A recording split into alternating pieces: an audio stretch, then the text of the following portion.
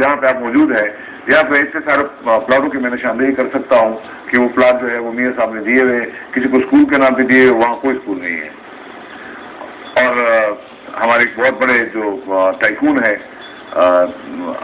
Media سے تعلق رکھتے ہیں، ان کو جو 72 کنال زمین دی تھی، کیوں دی تھی انہوں نے؟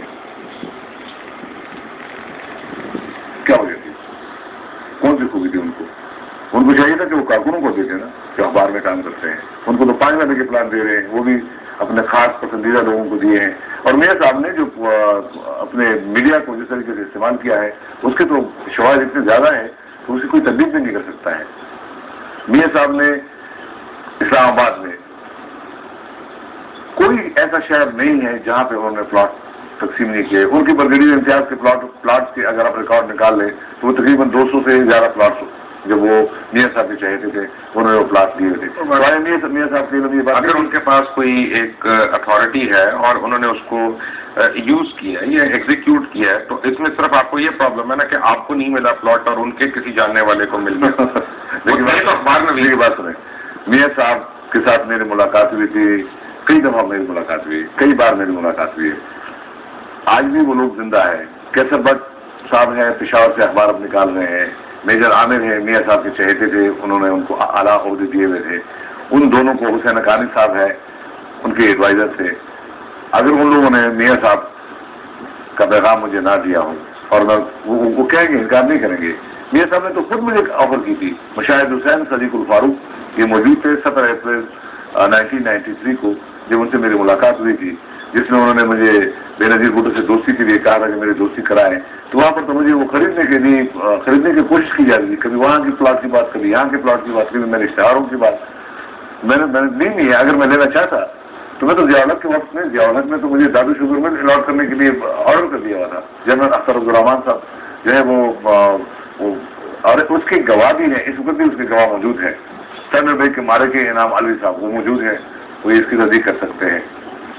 2 اور صاحبان وہ تصدیق کر سکتے ہیں. میرے ایک ساتھی جو آج کل ڈپوسٹ میں ہے نوید معراج، وہ اس کے گواہ ہیں. میں نے پلاٹ لیا نہیں ہے. مجھے تو پلاٹ دینے کی کوشش کر رہے تھے. کیسا بٹ کو جو میاں صاحب کے بڑے کلوز ساتھیوں میں شمار ہوتے ہیں اور کام وہ 24 میں کرتے تھے. لیکن میجر عامر اور کیونکہ آپ نے پلاٹ نہیں لیا تو آپ کے اوپر یہ الزام لگ گیا کہ آپ منشیات کے شہنشاہ ہیں. نہیں، یہ وجہ نہیں تھی. وجہ یہ تھی کہ وہ جو کچھ چاہ رہے تھے اس کے لیے میں بالکل تیار نہیں تھا. عدلیہ کا انہوں نے بیڑا غرق کر دیا ہوا تھا. جمہوریت کو وہ اپنی مرضی سے جو جمہوریت کو جس طریقے سے وہ چلا رہے تھے وہ کوئی جمہوریت تھی.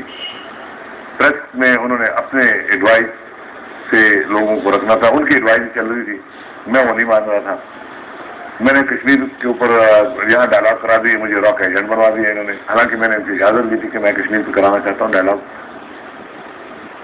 تو میرا قصور تو یہ ہے کہ میں ان کے اس گیم میں جو کھیل وہ کھیل رہے تھے اس کا حصہ نہیں بنا ہوں. کتنے کلو آپ کے پاس سے ہیروئن برآمد ہوئی تھی؟ نہیں، ہیروئن کا الزام تو میرے کو انہوں نے لگایا نہیں ہے. چرس کا لگایا. چرس کا سوری انہوں نے کہا ہے کہ 20 کلو چرس کا الزام لگایا گیا. اس کے بعد انہوں نے کہا کہ گاڑی کی ڈگی سے برآمد ہوا. گاڑی کی ڈگی سے برآمد ہوا. میرا ڈرائیور، میرا گن مین بھی میرے ساتھ تھے. یہ استغاثہ کا دعویٰ تھا. اس کے بعد یہ کہتے کہ ہم ان کو مجھے لے گئے، مجھے اور میرے ڈرائیور اور گن مین کو میری نشاندہی پر فیصل آباد، اور وہاں روڈ کے اوپر ٹرک کھڑا تھا. وہاں پہنچے کوئی تقریباً 2:30 اور 3 بجے کے درمیان. وہاں پر میں نے ٹرک کی خفیہ خانوں کی نشاندہی کی. اب آپ دیکھ لیجیے کہ فیصل آباد روڈ کے اوپر بھی ان کو گواہ نہیں ملا. وہاں بھی قریبی پولیس اسٹیشن میں انہوں نے FIR درج نہیں کرائی. اگر یہ ایسا ہوتا تو ان کو چاہیے تھا کہ وہاں پہ یہ جو ابھی ویڈیو اور آڈیو کی باتیں کر رہے ہیں تو وہاں پہ میری بڑی اچھی فلم بنا سکتے تھے.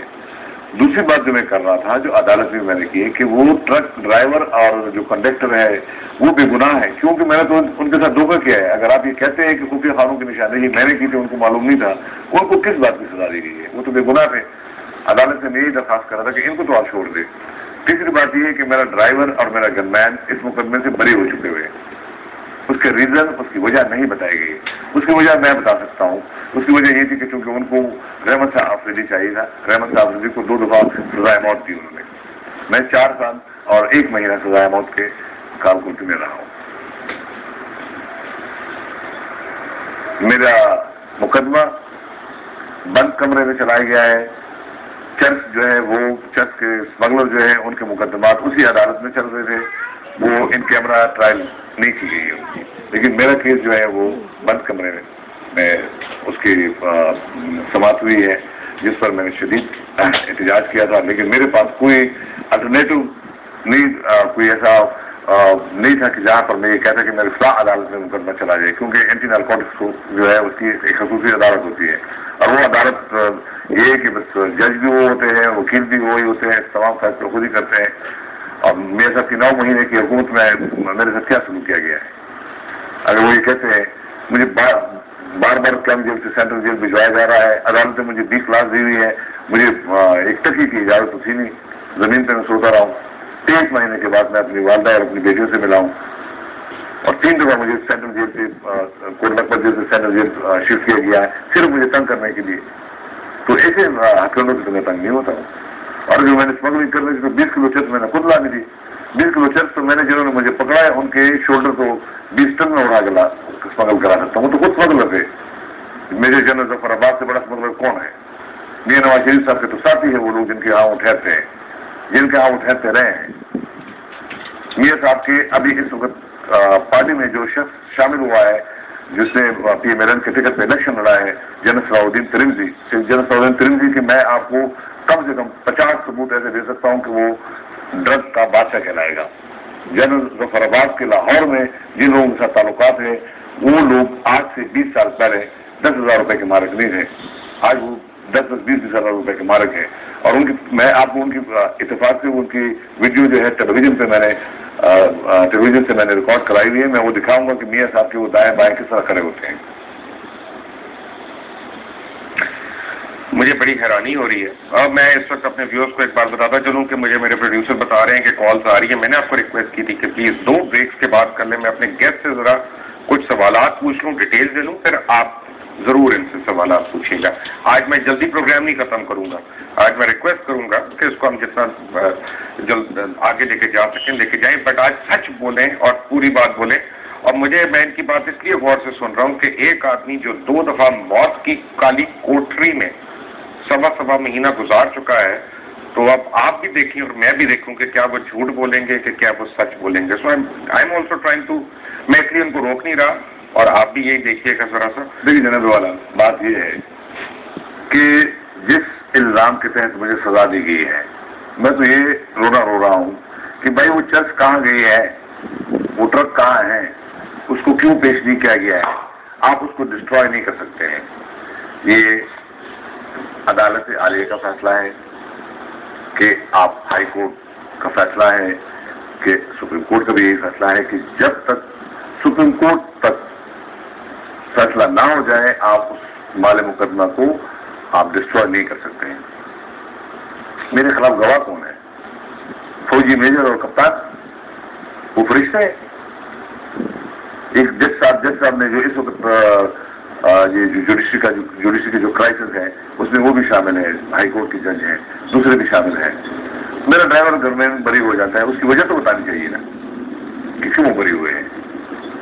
मैंने तो इससे पहले मैंने जो रीजनल डायरेक्टर सुबह सरहद के हैं ब्रिगेडियर बहरमन शाह, उनके बारे में मैंने खबर चलाई थी। सबसे पहले तो खबर उनके खिलाफ छपी थी, और बहरमन शाह के बारे में कुछ बुझाना बोलने की जरूरत नहीं, उनके अमाल का जो नतीजा है वो बिल्कुल सामने है।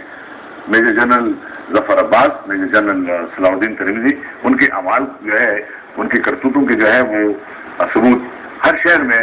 आप जिस तरह के आज मूड में आए हैं, अल्लाह करे आप और मैं दोनों अपनी अपनी गाड़ी में खैरियत से घरों का पहुंचकर वहीं पे रहे, कोई परवाह नहीं। Rahmat Shah Afridi is here and we come back to him a live and explosive interview of Rahmat Shah Afridi. He is, I mean, footloose right now. After a break, take a break.